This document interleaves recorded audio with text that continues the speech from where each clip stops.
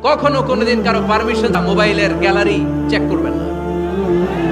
কখনো কারো পারমিশন ছাড়া তার ফেসবুকের মেসেঞ্জারে কে কার সাথে চ্যাটিং করেছে এটা করা যাবে না। কখনো কারো পারমিশন ছাড়া তার মেইলের ইনবক্স খুলে দেখা যাবে না।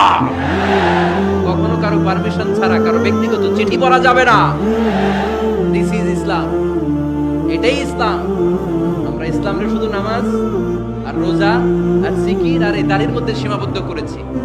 প্রত্যেকের একটা প্রাইভেসি আছে না নাই? Everyone has privacy and no one should interfere in his privacy or in her privacy. প্রত্যেকের একটা প্রাইভেসি আছে না নাই? মানুষ ছোট হলেও তার একটা সম্মান আছে না নাই? এজন্য ছোট্ট বাচ্চাদেরকে কখনো প্যান্ট খুলতে বলবেন না। অনেকে বলে আরে ছোট মানুষ খোল খোল, আরে তুই খোল, এই খোল খোল খোল, তো আছে না নাই?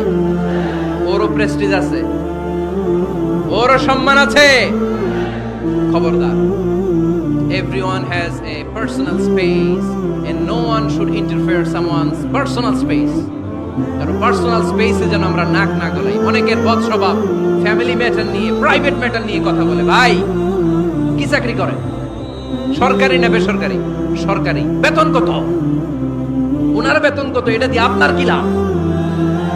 ঠিক কি না? মানুষ একটা দেখলি ভাই বয়স কত, ভাই বেতন কত, ফার্স্ট ইমপ্রেশনে, ফার্স্ট যখন আপনি কারোর সাথে দেখা করবেন বেতন কত, বয়স কত, এগুলো জিজ্ঞেস করা যাবে? কেউ যখন কারো ঘনিষ্ঠ হয়, বন্ধুতে রূপান্তরিত হয়, তখন এই কথাগুলো। শুরুতেই প্রাইভেট ম্যাটার নিয়ে, পার্সোনাল ম্যাটার নিয়ে খোঁচাখুচি করা যাবে